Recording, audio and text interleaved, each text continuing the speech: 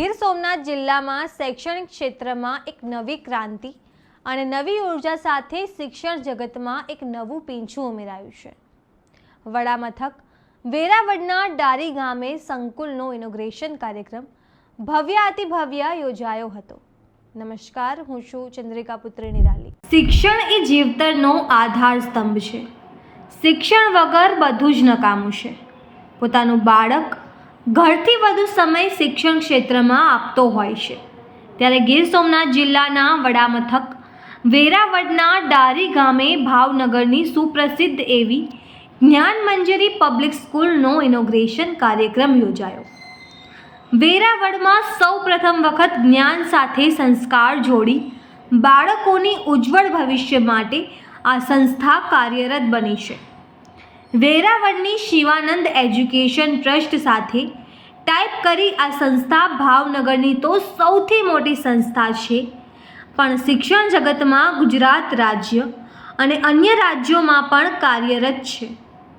Inauguration કાર્યક્રમમાં શિક્ષણ જગતના તમામ તજજ્ઞો, શિક્ષણ સાથે સંકળાયેલા તજજ્ઞો, વાલીઓ, રાજકીય સામાજિક અગ્રણીઓ સહિત હજારોની જનમેદની ઉમટી પડી હતી.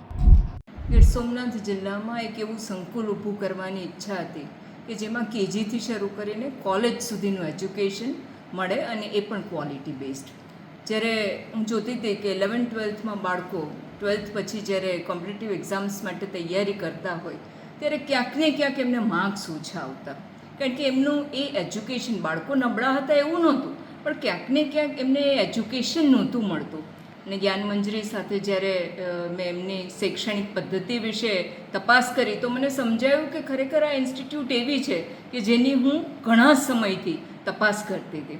અને આ ઇન્સ્ટિટ્યૂટ સાથે જ્યારે ટાઈઅપ કર્યું છે ત્યારે મને વિશ્વાસ છે કે ગીર સોમનાથ જિલ્લામાં જ્ઞાનની મંજરી ઉગશે અને જરૂરપણે આ આખા ઉપવનમાં કેરીઓનું સર્જન થશે, એવા બાળકો નિર્માણ થશે કે જે જ્ઞાન અને સંસ્કારી હોય. એટલે જ્ઞાન મંજરીનું સાહસ કહો કે જ્ઞાન મંજરીનો ઉદ્દેશ્ય માત્ર માર્કશીટ પૂરતો મર્યાદિત નથી, પણ જ્ઞાન અને સંસ્કારરૂપી બાળકો તૈયાર કરવાનો ઉદ્દેશ્ય છે. અને એ ઉદ્દેશ્ય સાથે સોમનાથ દાદાના આશીર્વાદથી જ્યારે આજે એનું ઇનોગ્રેશન કર્યું છે ત્યારે અત્યંત આનંદ અનુભવું છું. અત્યારે જે ભાવનગરની જ્ઞાન મંજરી અહીંયા વેરાવળની અંદર સ્ટાર્ટ થવા જે જઈ રહી છે, આજે એનું ઇનોગ્રેશન થયું અને લોકોને ઇનોગ્રેશન આમ તો હોય નહીં સ્કૂલની અંદર, કારણ કે બાળકોને પીરસવાનું જ હોય. ઓલમોસ્ટ તમે ભોજન જમવા જ્યારે જાઓ ત્યારે ક્યારેય એનું ઇનોગ્રેશન હોતું નથી, ડાયરેક્ટ આપણે થાળી પર બેસવાનું હોય છે. તો એવું જે કલગી રૂપે અહીંયા જ્યારે વેરાવળ સોમનાથની અંદર જ્ઞાનમંજરી પબ્લિક સ્કૂલ તરીકે અહીંયા જ્યારે આવી છે ત્યારે અમને આનંદ એ વાતનો છે કે જ્ઞાનમંજરી છે બેઝિક ભાવનગરની છે અને ત્યાંથી તે એને એવા પાયા નાખ્યા જે ગુજરાતની અંદર અત્યારે આઈ થિંક મને ગુજરાતની જ ખ્યાલ છે એટલે બહારની વાત હું નહીં કરી રહ્યો કે ગુજરાતની અંદર અત્યારે તમે જોવા જાઓ તો બેઝિક સ્કૂલ 1 થી 5, 6 થી 8, 9, 10, 11, 12 એવી રીતે પાયા ચડતી હોય, પણ આ જ્ઞાનમંજરી એક એવી સિસ્ટમ સાથે વર્ક કર્યું તો એમને પહેલો પાયો બેઝિક 2006ની અંદર ભાવનગરની અંદર 11-12 સાયન્સમાં મૂક્યો અને પછી ધીમે ધીમે એ નીચેના ધોરણમાં ઉતરતું ગયું. તો આજે વટવૃક્ષની જેમ પ્રાઇમરીની અંદર જેમ ભાવનગરની અંદર કાર્યરત છે એમ અમારું મહુવા, બાલાસિનોર, મોડાસા, રાજસ્થાનની અંદર શ્રી ગંગાનગરમાં, સુરતની અંદર અમે લગભગ અત્યારે અરાઉન્ડ 6 થી 7 હજાર બચ્ચાઓની વચ્ચે કામ કરી રહ્યા છીએ. અમારો એમ એ છે કે બાળકોને બેસ્ટ કેમ મળે. અત્યારે બધા વાત કરે છે કે ભાર વગરનું ભણતર, ભાર વગરનું ભણતર, પણ હકીકત ભાર સાથેનું ભણતર હોય અને ભાર વગરનું પણ હોય અને એક સિસ્ટમ સાથેનું પણ હોય. બરાબર, તો અમારું ભાર વગરનું ભણતર અને સિસ્ટમ સાથેનું ભણતર છે.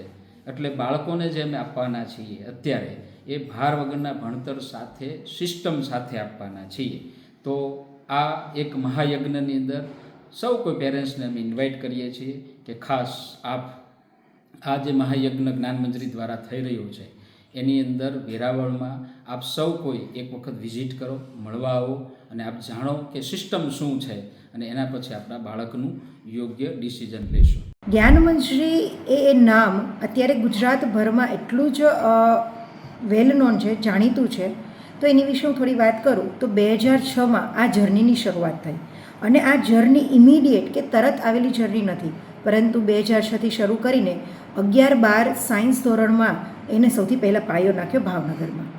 ભાવનગરથી બહાર નીકળીને આટલા 20 વર્ષની જર્ની દરમિયાન અત્યારે 35 કે તેથી વધુ સંસ્થા સાથે કોલેબોરેશન કરીને જ્ઞાનમંત્રીએ 11-12 સાયન્સ સ્ટ્રીમમાં પોતાનું એક અલગ જ વ્યક્તિત્વ બહાર પાડ્યું છે.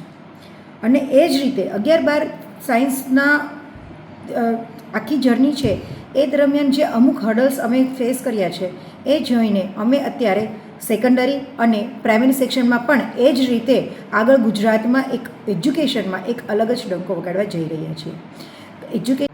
વેરાવળની એક સંસ્થા સાથે જ્ઞાનમંત્રીએ જ્યારે જોડાણ કર્યું છે ત્યારે એ સંસ્થાના ટ્રસ્ટીઓ, એ વેરાવળના માનવંતા ઘણા બધા એવા મહાનુભાવો, ઘણા ઇન્સ્ટિટ્યૂટ ટ્યુશન ક્લાસીસના જે મહાનુભાવો કહી શકાય એ બધાની જ ઉપસ્થિતિમાં અહીંયા જ્ઞાનમંત્રી અને આ સંસ્થા સાથે એક કોલેબોરેશનનું ઇનોગ્રેશન કરવામાં આવ્યું. તમે આ વિશે શું વિચારો છો? કમેન્ટ કરીને જણાવો. અત્યાર માટે બસ આટલું જ. સમાચારને લગતી વધુ અપડેટ્સ માટે અમારી વેબસાઇટ www.gujaratplus.in પર પણ માહિતી મેળવી શકો છો. ધન્યવાદ.